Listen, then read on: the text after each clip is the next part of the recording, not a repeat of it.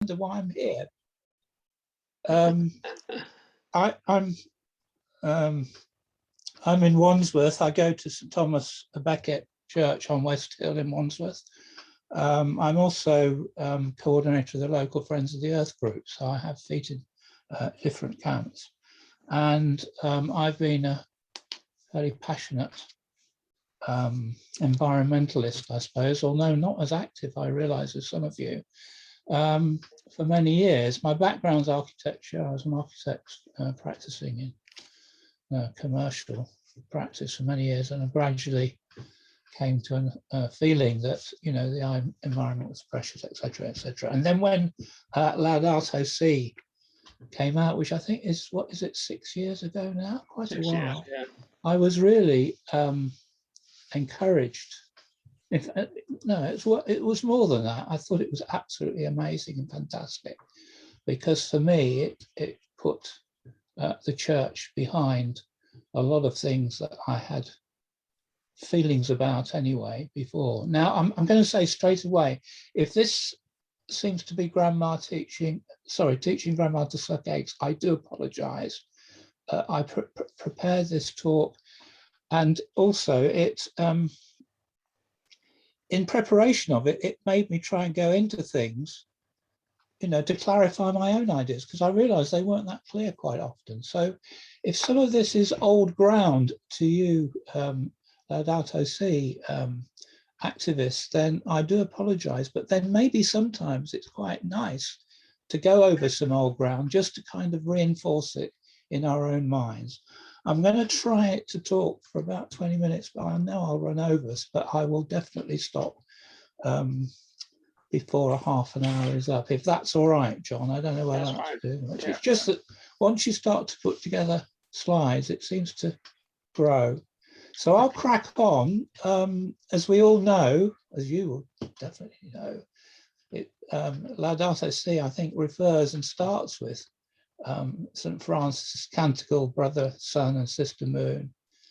And he talks about the earth. Praise be you, my Lord, through our sister, Mother Earth, who sustains and governs us, producing varied fruits with coloured flowers and herbs. So we are led, we think, we know that St. Francis was a great lover of the environment and saw the face of God, in a sense, in nature and in the things around him. And I'm not going to dip, you will all know Laudato Si so well and so much better than I do. But what I'm talking about here, in a sense, is my background is deep ecology. And I know we've now got Mary is an ecologist, so I'll better be careful what I say, because I'm not an expert in anything. But it did seem that the beginning of Laudato Si struck such a chord with the thoughts of deep ecology that it was just amazing, truly amazing. And I just pull this out. We've come to see ourselves as her, being nature's lords and masters, entitled to plunder at will. And of course, Laudato Si says a lot about the fact that we're not, we mustn't do that. It's not what we should be doing. Because, and the other big thing I think that is encouraging from Laudato Si is that it talks about the environmental aspects having ethical and spiritual roots. And indeed, that's where deep ecology comes from. It says, no, this isn't just putting things right, you know, tinkering around to make sure we don't do too much and too much of this and too much of that against the environment or plunder it or whatever. It's a matter of entering into a different relationship with nature and living a kind of compassion for our fellow creatures and the plants, etc., which is a way of looking at life, which is quite different from what we've become used to, I think, in our current culture. There is a divergence, I think, a little bit between Catholicism and deep ecology. But I put this quote up, contrary to generally accepted opinions, it was neither Christianity nor the development of agriculture alone which created the split between humans and the rest of nature in our European tradition. This is a quote from a very extensive book by a lady called Dolores LaChapelle, and it's really the, dare I use the word, the Bible of deep ecology. But it is interesting that for many years, ecologists and deep ecologists felt that it was Christianity, which, because of its belief in human beings being different to animals because they have an immortal soul, really took us away from the natural environment, from our direct relationship, and gave us the right, if you like, to use it at will. But of course, this is where I think Laudato Si is so absolutely, to me, fundamental. And I know there was a lead-up in other papal documents before this with the earlier popes, but it really did crystallize the thought that we are part of nature and we're not just in charge of it to do with it whatever we need to for our own purposes. And of course, what are the environmental issues? Well, there's two fundamental, as you all, I'm sure, know, aspects. One is climate change, and the other is the ecological crisis, which is the one that sometimes gets left in the background, but I think is, if you like, the bigger issue of the two, and contains climate change in a sense as well. All right, just trying to. So I'm going to try and whiz through these, I think. Obviously, there is a historical and prehistorical, actually, background to all of this. We understand that our hunter-gatherer predecessors pretty well made distinct the mammoths and tigers in Europe and other megafauna because they hunted them to extinction. But then since then, population and the success of agricultural and industrial revolutions has led to more exploitation of nature, more occupation of the natural environment by human beings. And then we go through the history into the enclosures, where people who lived on the land and had access to the land through their direct relationship were thrown off the land and actually became a landless number of people, a landless availability to industry for the start of the Industrial Revolution. And of course, the Industrial Revolution itself was pretty inhuman and was based on very poor relationships between people and exploitation of people. And then we come from there into the corporate ethos, which is today's situation, and the way that the individual is subsumed into that corporate ethos, which is basically an amoral system. I also started to ask myself some fundamental questions. What do we mean by global temperature, and how do we measure change? Well, global temperature, the mean global temperature is measured very carefully by a very complex system of measurements taken all over the world and balanced. So it is a physical, factual thing which is monitored over time and has a relevance to what we're doing with the environment. And also, we begin to ask ourselves, what are the basic likely causes of global warming, and how do CO2 and other greenhouse gases affect global temperatures? Well, you're probably familiar with the Mauna Loa Observatory records of carbon dioxide increase.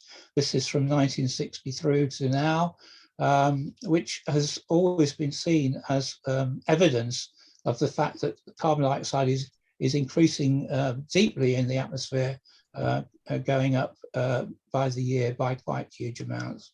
And what has happened as a corollary to that is that the temperature, the mean temperature of the Earth, the globe, has also gone up as well. And this is a very interesting graph, which produced by the Met Office, compares their readings going back to 1850, sort of the beginning of the Industrial Revolution, even through to the beginning of the 20th century. It changes quite a lot, but it's going in a more straight line. And then from the beginning of the 20th century on, it takes off and starts to increase quite significantly. So when we often look at what the temperature increases are, they're over this period rather than earlier in history when they were much more stable. So climate change, is it caused by humans? Well, it looks as if it may be. Scientists agree that global warming is caused mainly by human activity. Specifically, the evidence shows that certain heat-trapping gases, such as carbon dioxide, are warming the world, and that we release those gases when we burn fossil fuels. As scientific models and methods grow more sophisticated, and as we collect more data, our confidence is only increased that this is the case. And here's a little graph, if you like, which relates some of the targets that we talk about. The Paris Agreement aims to ask countries to stay below 2 degrees increase, with an aspiration of 1.5. And if you look at higher up there, current national pointers will take us to 3 degrees centigrade. And if emissions continue to increase as they are doing at the moment, we could get to 4 degrees. And these have quite a lot of impact because they go well beyond what the UN is saying is a dangerous climate change above 2 degrees C. So the basis for the UK target in 2008 Climate Change Act was 2 degrees C. And now the IPCC is even saying that that is really rather going too far. So based on observations of well understood physics and chemistry, human actions have committed the Earth to significant climate change already that is going to be in place for thousands of years. Additional commitment is growing at a record pace. So we need to do something about that. The effects of climate change, the projected path for global emissions taking account of the emission reductions volunteered by countries under the Paris Agreement, called nationally determined contributions, is likely to result in global warming of about 3 degrees by 2100. So even with these things in place, we're still headed towards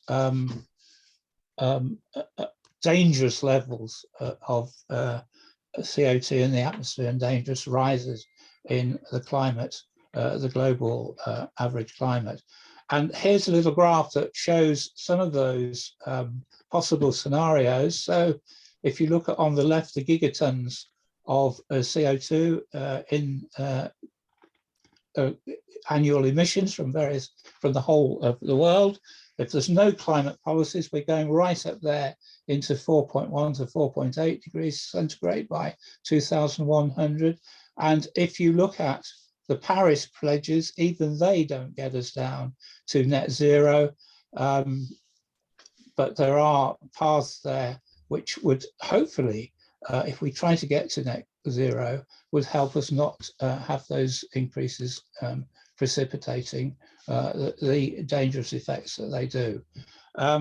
Climate change, the effects limiting global warming to 1.5 degrees C may still be feasible.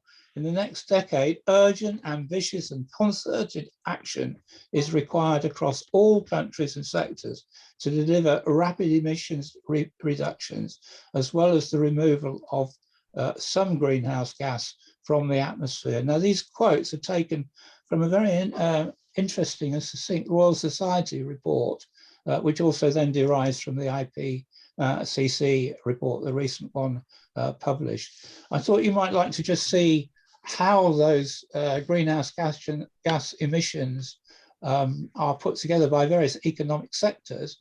And one of the interesting things about this graph is the fact that you'll see a large part is extracted from the main pie graph, and these are the indirect CO2 emissions. Now, they're the ones that are often not stated by our government because they're actually exported. They're exported by the fact that we buy products from other countries and we export our waste and stuff to other countries. And so that isn't necessarily accounted as a direct CO2 load from things that happen in the UK, and it's indirect, but it is really still part of what we should be taking into account, because it's down to us. We're the ones who are doing it. How do we quantify the likely impact of rising temperatures and the reduction of CO2 emissions necessary? Well, this is where it gets very complicated, and unless you're a committed and scientist and you understand huge aspects of physics, it's going to be quite hard, and I find it quite hard to understand all the relationships. But the basic issues, I think, are that we should be adopting the precautionary principle. We need to try not to have things happen, and we've seen that they already have started to happen, so that we need to be precautionary in the way we look at these issues.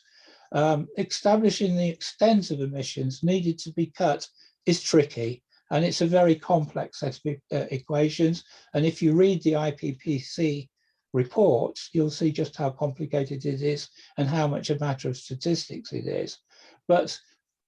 And so there is a complex and statistical physics involving lots of sophisticated computer modeling, which for the average person is pretty difficult to take on board. So I come down to the fact that we need to acknowledge the integrity of the UN IPCC and what it's telling us about climate change and what we need to do about it. So the necessary actions to mitigate a climate crisis, to achieve 1.5 degrees target, the net emissions of long-lived greenhouse gases, principally CO2, would have to be reduced by up to 50% by 2030 on 2010 levels, and reach net zero by around 2050. Now, I know the government talks a lot about net zero, but although they talk about it, they kind of pitch it into the future. And what we're not seeing is the things currently being put in place which will get us to net zero on that timescale. They're kind of kicking the can down the street.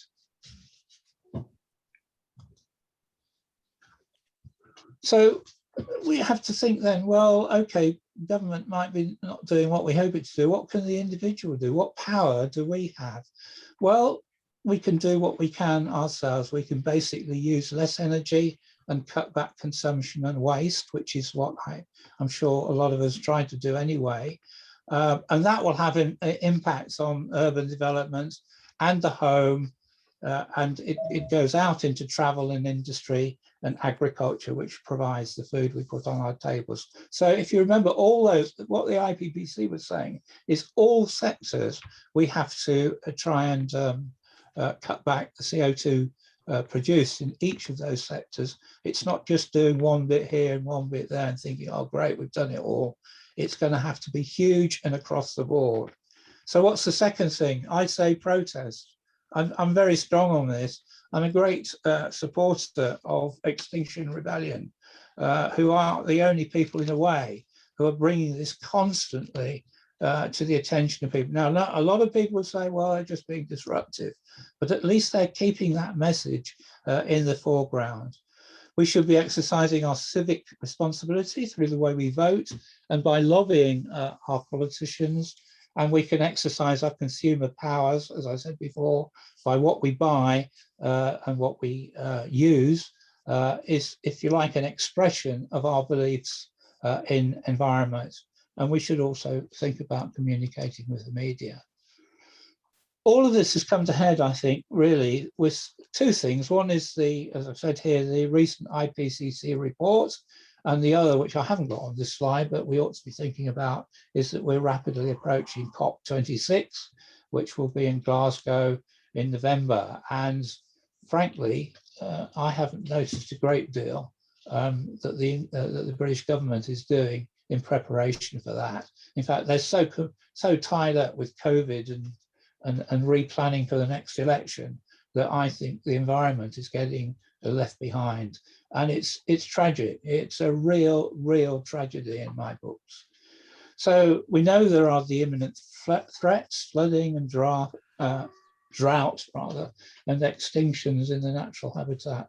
But the political and corporate situation again, it's my view, is driven by vested interests. There are huge powers in still, if you look globally, in still coal mining, in still prospecting and bringing oil out of the ground.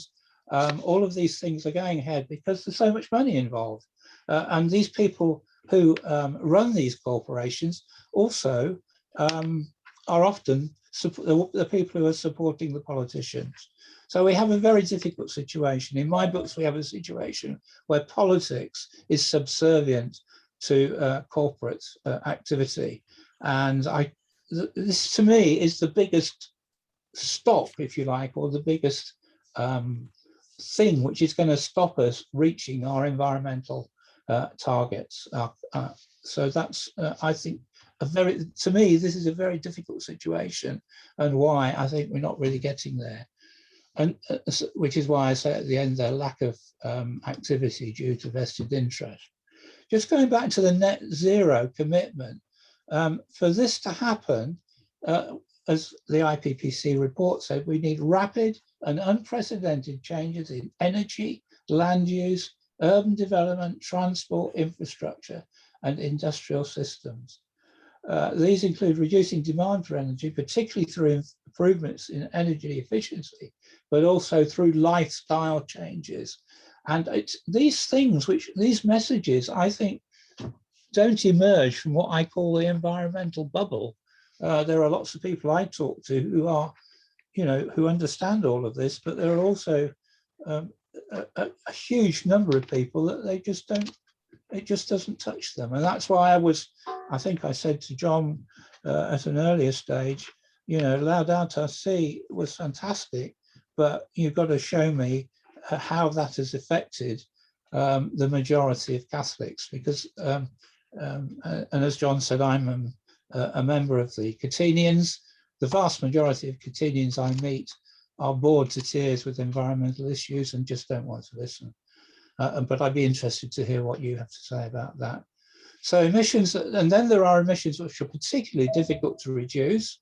And we talk here about carbon offsetting, which is just pushing it from one responsibility to another, or actually physically taking carbon dioxide out of the atmosphere and burying it in the ground. And that is this statement saying that some of that will have to be done, but we can't rely on it because it is hugely expensive, and the techniques and the technologies aren't proven yet. Will we have to adapt to climate change? Well, my short answer is yes, we will. And I won't go into all of this because I realize that I'm probably rambling on a bit, but adaptation is important, but it's not as important as mitigation. Which leads me on to the ecological crisis, which, as I said before, is something closer to my heart in a sense. What species extinctions and biodiversity loss, what causes it? Well, it's these things: urban and agricultural development and destruction of wilderness and natural habitats. The amount of the world which is still available for natural environment is shrinking and shrinking and shrinking. As we know, there is a big movement to try and keep wildlife corridors going so that wildlife can get from one area to another where it can thrive. But the vast majority now of land, which isn't either Arctic or Sahara or whatever, is now taken over by human development. And what do? We create monocultures. We create vast fields growing, say, maize or corn or other basic requirements. And monocultures are basically bad for the ecology. They are prone to disease because there's too many of the same kind of culture in one place, and therefore they tend to be sustained by massive uses of artificial fertilizers and pesticides and herbicides, as we said. And the use of petrochemical fertilizers, if you listen to a lady called Vandana Siva, she will tell you that they that was an industry at the end of the war, which was looking for somewhere to go from creation of explosives, etc. And it went into fertilizers and it was sold to the farmers. What do we need to do to mitigate the human effects on nature? Well, again, I may be biased. I'm personally a member of the Soil Association. I think we need to move them to a more general taking up of organic farming. So cut out herbicides and pesticides as far as possible. Return to smaller mixed farms. It's a great way that these smaller farms can work better on the land, and you get the natural fertilizer from the animals, and there is a synergy between the animals and the plants, and just the size of the thing, less waste, less impact in that sense than you get with large industrial farming. And we need to allow for wild areas in the landscape, free of toxins and fertilizers. And then we need to, an interesting thing now, which is coming on scene, we need to cultivate and reintroduce hedgerows, because they are a very good place for biodiversity to sustain itself. This is a nice little diagram, but I'm going to whack on because I realize I'm beginning to overrun my time, so I won't go too much into that. I just want to say a few words about the nature of deep ecology. It sees humans as part of nature rather than above nature, which is why I felt that Laudato Si chimed so well with deep ecology and what it was saying. So effectively, it's ecocentric as opposed to anthropocentric, particularly just not beyond the individual, but into culture and into politics and economics. And that's where it needs to be taken up, and where I was trying to argue earlier, it's a long way from being taken up. One of my heroes, Arne Næss, was a Norwegian philosopher. He was actually also a mountaineer of quite high repute. And he really was the first one to actually start talking about deep ecology, which was when there was a big environmental movement. A lot of it was ameliorative, if you like, was picking at the edges. And what Arne Næss said is, no, you've got to go deeper than that. It's a spiritual thing. You've got to have a relationship with nature, which means that you value it in its own right. And he dreamed up these, again, I don't think I've got time to go through all of these 8 points. But I think just the starter is the well-being and flourishing of human and non-human life on Earth have a value in themselves.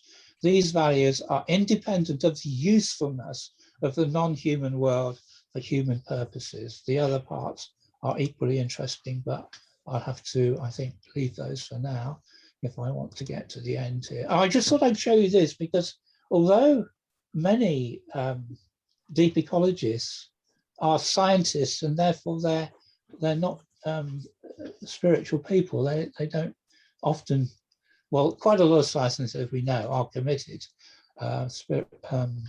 Christians or whatever. But this is Arne Næss's, what he calls his apron diagram, which suggests where the influences coming in to what he calls the deep ecology platform in the middle there come from. And if you look on the left, it's from Buddhist, and on the right from Christian religions coming into that deep ecology platform. And then the ideas and the things that you address and want to deal with start there, and then you go out into more detail, into the things that, the activities, if you like, that can be done. Organizations, I'm going to whack through these. Onto my last point, which I'm going to keep you within half an hour, is I read a book, and I've forgotten the title of it, it'll come in a minute, about the anthropometric stage. And you probably realize that people who argue we've entered a new geological time period called the Anthropocene. And this book is very, very interesting, covers a lot of ground, but it ends, well, it doesn't end, but it introduces two, I think, quite interesting positive approaches that can reduce the human impact on the environment. And you might be surprised by these, because the first one is a universal basic income.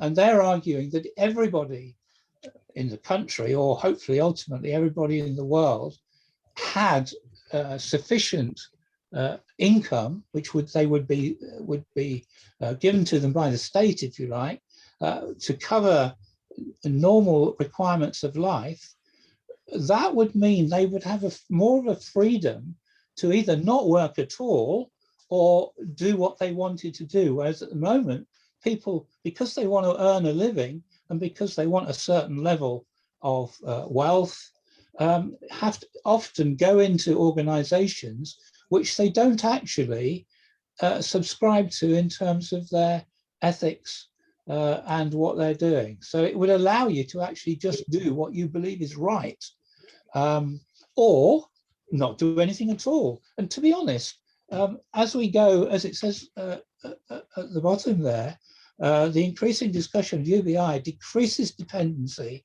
and increases autonomy. It allows people to be freer to continue in education as long as it's beneficial to them and to work as they please. UBI would also help manage the looming work crisis resulting from the automation of many jobs in the future. While there are objections to UBI in terms of fears that few would work, or that the cost implementation is prohibitive, real-world examples show that these are actually pretty well unfounded. And the other suggestion, again, equally revolutionary in a sense, but it's one that was put forward by the celebrated biologist E.O. Wilson, is that we give back half the land to nature.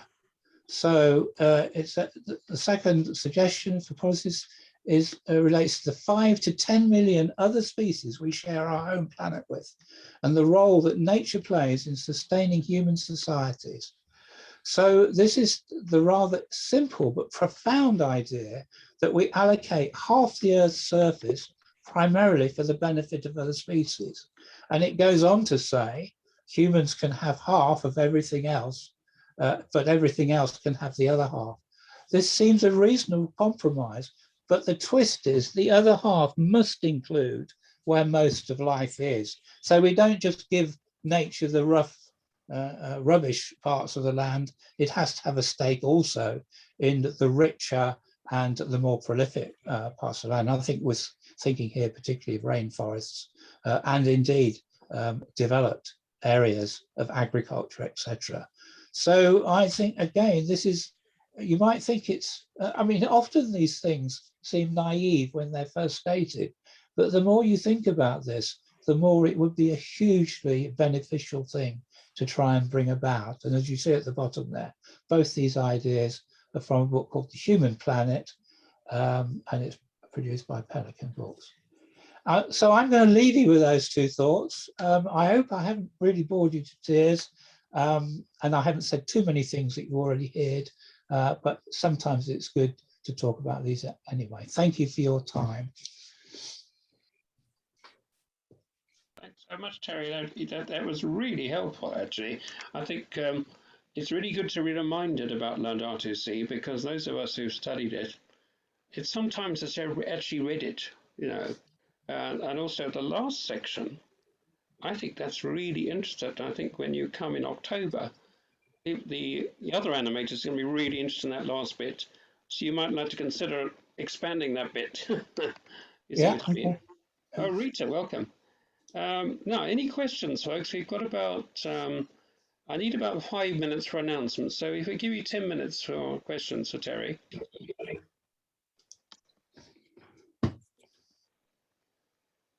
Yeah, Chris, go ahead. Thank you very much for your introduction to Deep Ecology.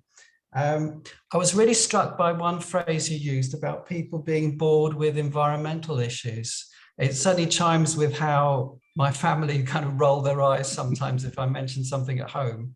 I'm not sure whether you were talking about Catenians or were you talking about all Catholics being bored with environmental issues, but it certainly is an issue. How do you recommend that we deal with it? Well, that's a difficult question, Chris, isn't it, as you realise? Yes, one way you don't, I think, is constantly banging on about it, because I already get into, as John will know, I already get into trouble on our Catinian WhatsApp stream going on about the environment. I think it's a subtle thing.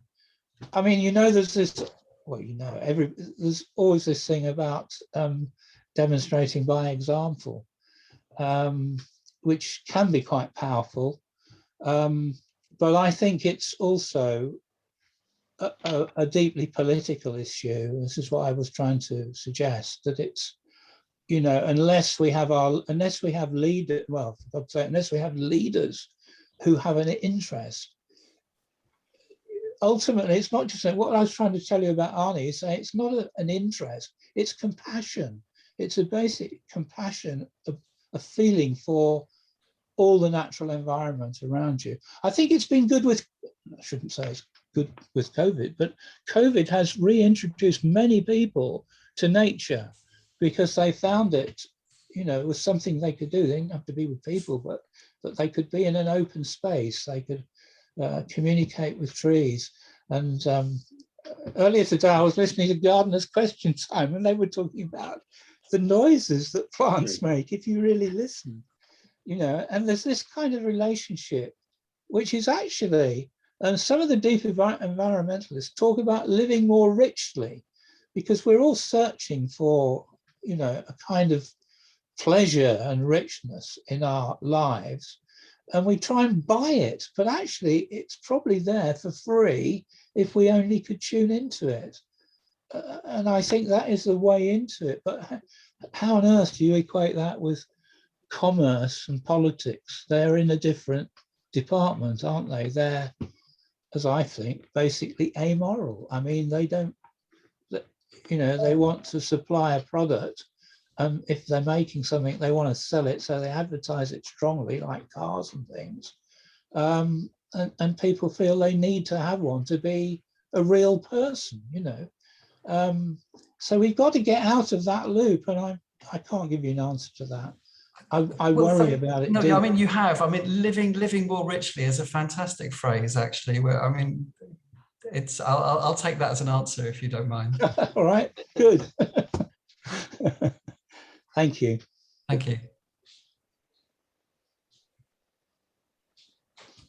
I was just going to say that the Vatican has produced a Laudato Si platform for the next 7 years. So, in fact, the role of the animators is to get that platform into the parishes, into schools, universities. The religious are already well onto this, and the diocese, getting the diocese to change. Unfortunately, when you consider the Laudato Si has been out for 6 years, we are pretty behind actually other churches and other faiths, but we are beginning to catch up. I feel this year we have turned a corner, and so that is something. Yeah. So just briefly make really going back to Chris, another suggestion. As John, you will know that I tried for quite a few years to get one of the little prayers at the end of Laudato Si onto our Catinian prayers, and I couldn't believe that they didn't want to do it. And I reduced it and reduced it. It was only a very short prayer. It's still very powerful. And the only way we do it now is because when we come to the part of, some of you might not be aware, but in Catinians, when we do our prayers, there's a point at which the president says, does anybody have another prayer that I'd like to add? And the only way I can get this in is I pitch in there every month when we meet with a little Laudato Si prayer, which is very moving. It's a bit like, that canticle at the beginning, St. Francis. It's very moving to people who care about the environment. Yeah, and I think the other thing is the getting prayers into the Mass is very, very important. Yeah. And I mean, Catholics produce some very good material for the season of creation. The season of creation has not taken off in the Catholic Church. It's been there for several years. It's gradually coming in now, but it's sad. I mean, I was talking to another Zoom, and I said, in all the years I've been going to church, I've very seldom heard a sermon about creation. I very seldom heard anything about that at all, and I don't really understand why. It may be it's a bit It's about controversial. theology. You know, the theology Yeah. hasn't caught on. Yeah. But the other thing I'd say is, you know, you say about how do we get this to businessmen and politicians? These people are people. This is the most important thing. We tend to put them into a different category, but they're just people like us. And if you appeal to them and say, my children, your grandchildren will not have a life unless you do something, really bring it home. And the other thing to say to industry is actually there's money to be made out of green energy. Well, this is it. There is huge Green money. policies. Yeah. It's been proven. Yeah. Yeah. But if I could just say something on that, John, the thing is, I think one of the problems is that green energy is dispersed. It's lots of little bits of energy, whereas fossil energy, and particularly nuclear energy, is big projects which make lots of money. And that's why they're so popular. Wind farms are just, I know they make money and they're expensive, but not on the same scale that these centralized projects are. And I think this idea of the big projects is quite important. Sorry, I think Mary wants to say something. Yeah. Yeah, actually, it was Peter. Oh, no. It's only that one of the new priests we talked to said when he was at Theological College, maybe about 5-6 years ago, this was very little touched on, even though Laudato Si existed. Yeah. There was a sense in which the Theological College was a bit wary. And I really welcome what you've given us today. But I think one of the issues that the, I suppose, depth ecology people would picked up was, yes, Christianity recognizes the, if you like, God in nature, the immanence of God. But I think for a long time that's been seen as being in the mystical tradition. You know, we've got St. Francis, and that's fine. As long as that's sort of going on somewhere, we don't need to be too bothered about that. But it hasn't really impacted in the sense of really having a deep sense of the reverence for all things, really. Yeah. Yeah. I think that is very true, I think. Yeah. Interesting. Yeah.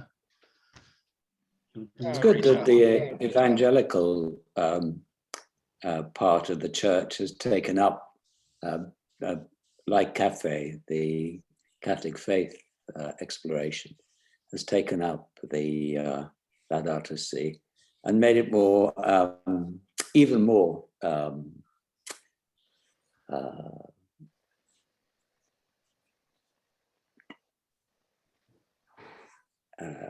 understanding. Well, helped it to be understood more easily. Yeah. And I think there's a great capacity for taking that forward as well. Yeah. Especially with relationships between different faiths as well.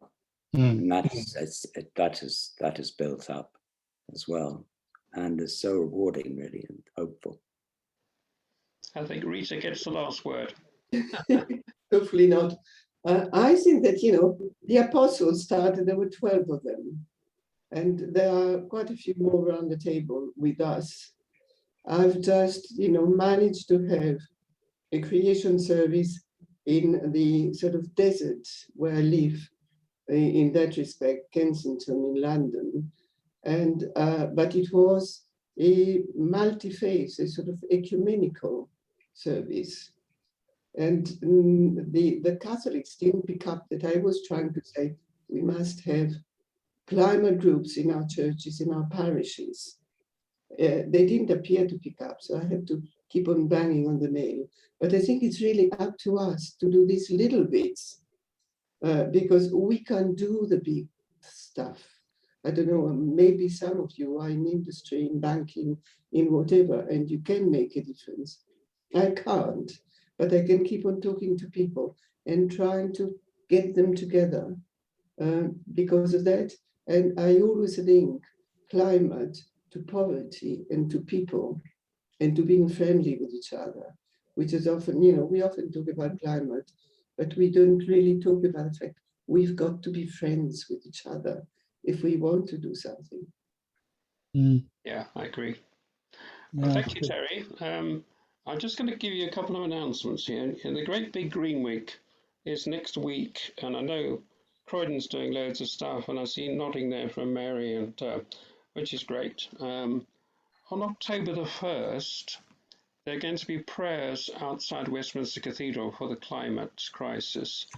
Some of our religious sisters are leading that, and they're going to give out the cards for the Catholic petition and prayer cards.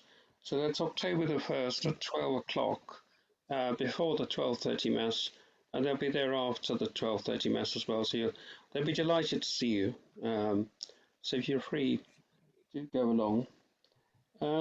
October the 17th and 18th is Faith for Climate Justice. Now, it's quite a simple idea. It's an international thing, and basically the idea is that on the Sunday, you have banners outside your place of worship, and about the climate crisis. You can use whatever you like, but they've got their own banners as well, some pretty nice banners. And then on the Monday, the 18th, we take our banners in our religious clothes and we take them to Downing Street. And in fact, that's where the Catholic petition will be presented to Downing Street. I don't know the time, but there's going to be interfaith involvement in that as well. So it's going to be, we hope to get a lot of publicity out of that. And is that the 18th, did you say, John? That's the 18th, Monday the 18th, yes. Yeah. That's like combining the two things. And unfortunately, we haven't got the time on a Monday, but I assume it's going to be in the morning. But I will keep you informed about that.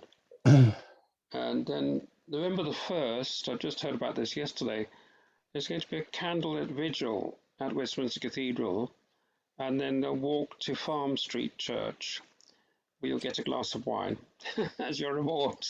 I think it's in the evening. It's actually the day that we think Pope Francis might be in Glasgow. So it's important to support that. So I think November the 6th, if I'm right, is the actual big day when all the different organisations are having. I think so. Yeah, events. I think it's a big. That's yeah. right, isn't it? Yeah. Yeah. So there's a lot happening. Yeah, Mary. Yeah. Sorry, John, we stopped being able to hear you when you were talking about the candlelit vigil. That's November the 1st. November the 1st, yes.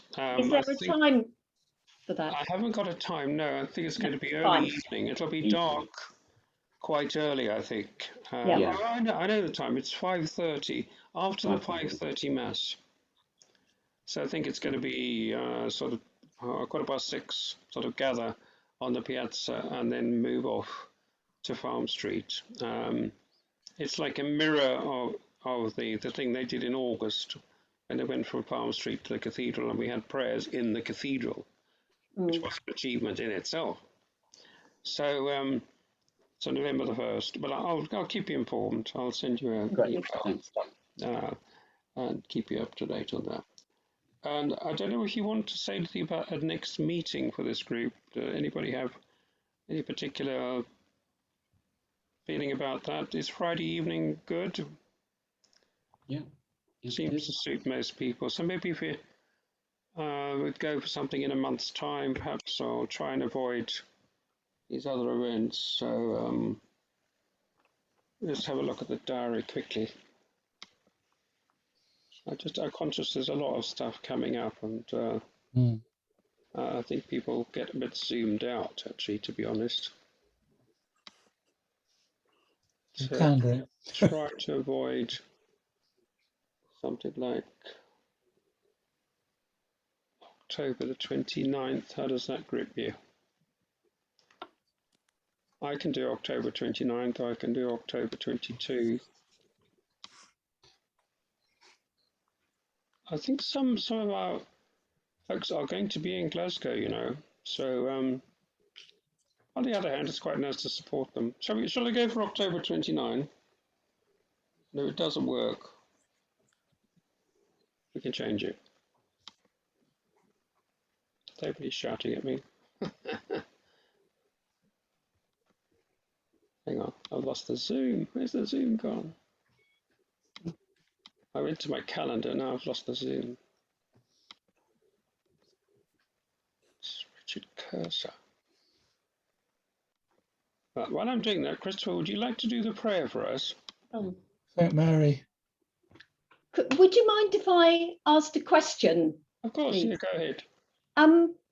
Are churches together in Tooting, which isn't something I've personally been involved with, but I have been more recently, are having an event where they are asking for a speaker.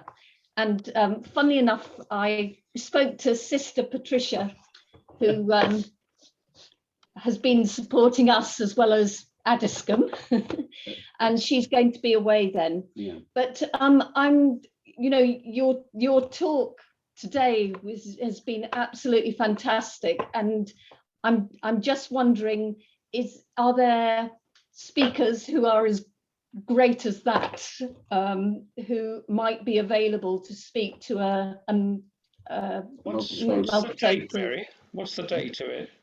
I think it's the 20. Oh dear, I'm sorry. I think it's the end of October. Right. Saturday. No. I could, if you hold on 1 second, I could. I know you were doing something else. I'm sorry. Don't worry. Well, Terry might be interested in doing that. Yeah. That would be wonderful. Yeah. I'm just, oh, sorry, I didn't mean to do that. I was just trying to find my diary. If you could bear to. Okay. Just finding the date, Terry, don't worry. Oh, yeah, okay, I found my diary. Are we talking October? We are, I think. We are. October. Yeah. The other person who's really good is Isabel Lozada, who wrote the book The Joyful Environmentalist. She lives in Battersea. She's already coming to do a talk for me in South Croydon in October, and she's a different perspective because although she has got a Christian background, she brings a much wider thing to it. Yes. Yeah. I mean, what they have, it's the 22nd of October, which is a Friday. Right. What it said is they've got a definite date for churches together. We want someone who'll start at page 1, but progress quickly to where we are now and what we can do as churches and individuals. Well, I think you could do that, Terry, couldn't you? I'm just having a look at my diary. As it happens, the Friday I am around, although I'm coming back from holiday in Norfolk on the Thursday. But this is a live presentation? Is it pulpit thing or what? I think it is. It's on Trinity Road, I think. Trinity Road. Yes. Yeah. I'd be. I mean, I don't want to take up this meeting with making arrangements, but I thought your talk was fantastic. That's very kind. Really, thank you very much. Really helpful. You know. Well, why don't I don't know whether John or I can now give you my email and we'll have a discussion by email if that's better. That would be great. That would be great. Yeah. Shall I put it in the chat? Yeah. Fine. Yes, please. It's. Oh, I could do that. I don't know where the chat is. I can never. Oh, here's chat. I'll do it in chat. Okay. Yeah, that's perfect. Oh. Let's sort it out. And if you want Isabel, come back to me and I can. Oh, there it is. I can let you have Isabel's email. Thank you very much. Yes, please. I'm glad to be of help. Brilliant. So, Christopher, would you like to do some prayers? Thank you.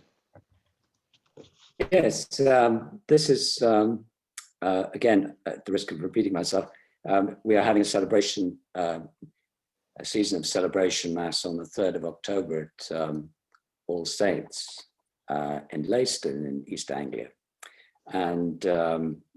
And we're going to use the CAFOD resources for that. And our confirmation group and some of the families are actually organizing it. So this is the prayer of commitment at the end of the Mass by Canon Michael Fitzsimmons. And the response is, Lord, I come to do your will. Lord, allow my ears to listen to the cry of the earth, the voices of my sisters and brothers who face the harsh reality of climate change. Lord, I come to do your will. Lord, allow my eyes to see the beauty of creation and flowers, creatures, forests and cities alike. Lord, I come to do your will.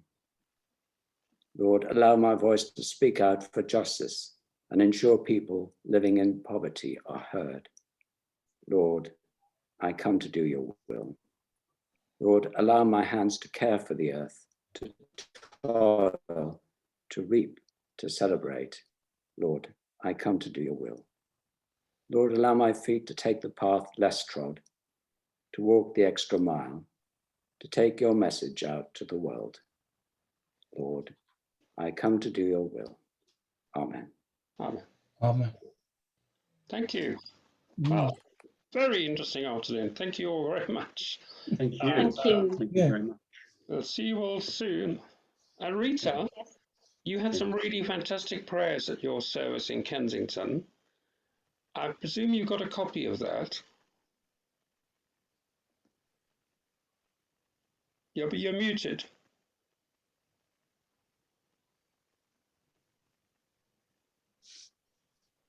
Right, I can send you the script, yes.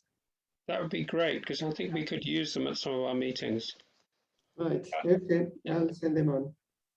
It was most impressive. It was Of course. beautiful. It was a A beautiful few session. people told me it was touching, which was really better than being impressive.